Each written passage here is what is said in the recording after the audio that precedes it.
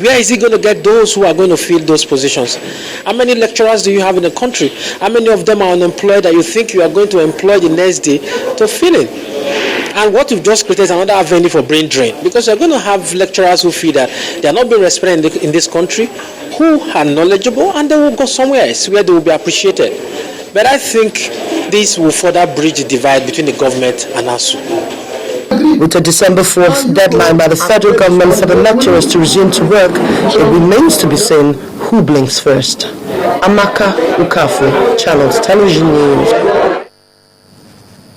And as Nigerians wait to see the outcome of the federal government's ultimatum to ASUU, a professor of counseling psychology at the University of Lagos, Ngozi Osarare, says the decision to sack the lecturers is insensitive.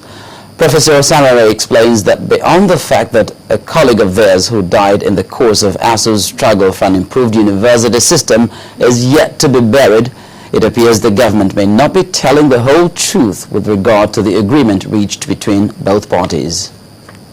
I had to juggle my brain to try to remember if the military are still around, because they left like 14 years ago. And we are being ordered back to school, and that's not very neat. Being ordered back to school when we have not even buried our colleague that died in this process. We Africans, are we that insensitive? It was agreed that 200 billion will be released within 2 weeks to revitalize the education sector before the end of 2013. 2013 is ending in a month's time. That has not been done.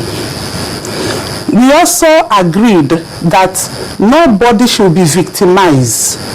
In the memorandum of understanding that would be signed, there's usually a clause at any time you are signing an agreement after a strike. There's a clause. We say that that clause should be included. Nobody should be victimized as a result of that strike. Then, all the things we have agreed on, we want it written in a memorandum, signed by a representative of the government, preferably the Attorney General of the Federation.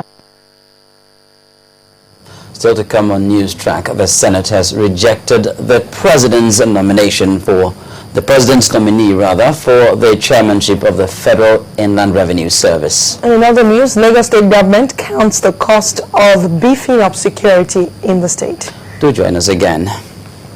Daily, our world changes. Sometimes it could be tough to keep up with these changes. Some other times, communicating these are even harder.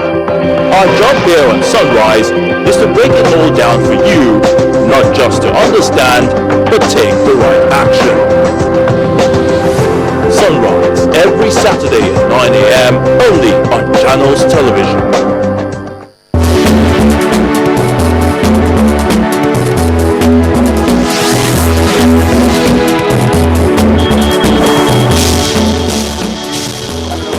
Thanks for staying with us. For more on our top stories and other programs, you can find that on our website, it's channelstv.com, and on youtube.com/channelsweb. To get us on the move, just visit channelstv.com on your mobile device. You can also download the Channels TV app for Android, iOS, and Windows phones from their respective stores. What's more, you can now interact with the Channels Eyewitness feature on our Android and Windows 8 platforms. If you have a picture or video to share with us, all you need to do is download the Channels TV Android application on your device, swipe to reveal the Eyewitness menu, and follow the instructions to share your report, pictures, and videos.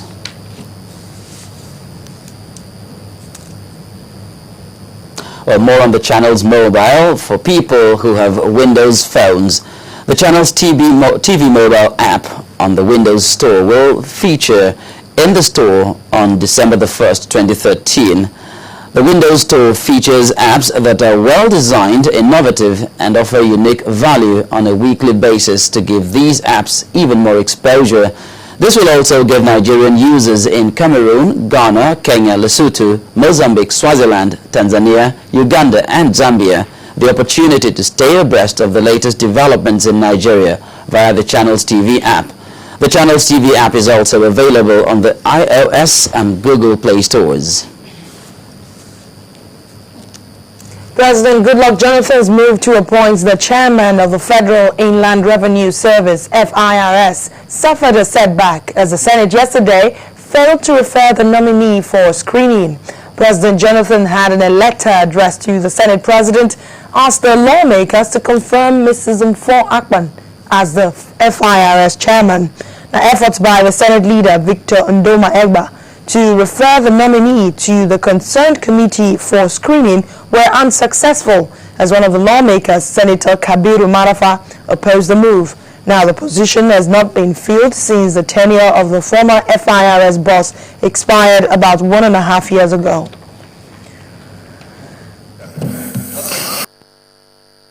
The purpose of having this motion on the order paper is for the request of Mr. President and Commander-in-Chief to be referred to the relevant committee for further legislative action.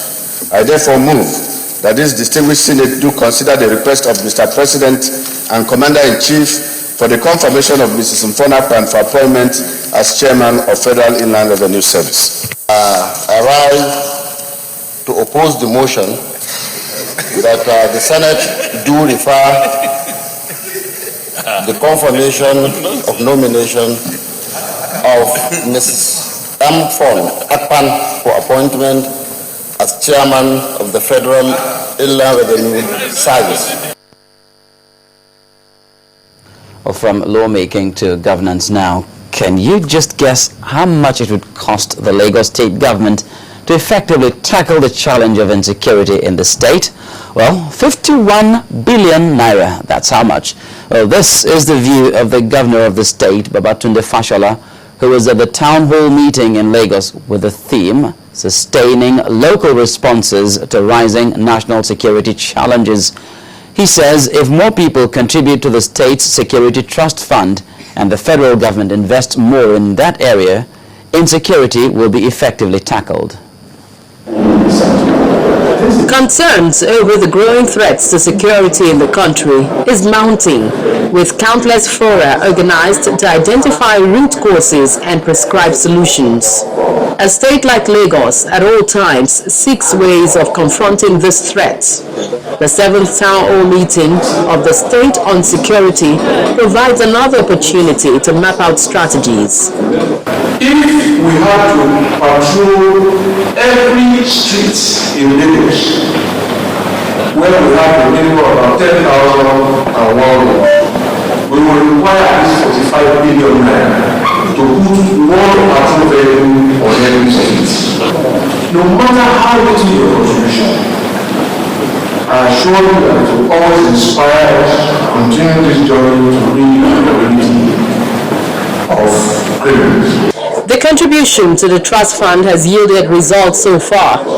According to the State Commissioner of Police, from November 2012 to October 2013, 472 robbers have been arrested, 390 arms and 16,034 ammunition recovered, and also 919 vehicles recovered. But with the Lagos state government intervention in equipping the police, they are still faced with challenges. And on a light note, at the end of the meeting, 37 police officers were presented with awards for their act of leadership and bravery in fighting crime in the state. But the state government wants more people to contribute to the trust fund.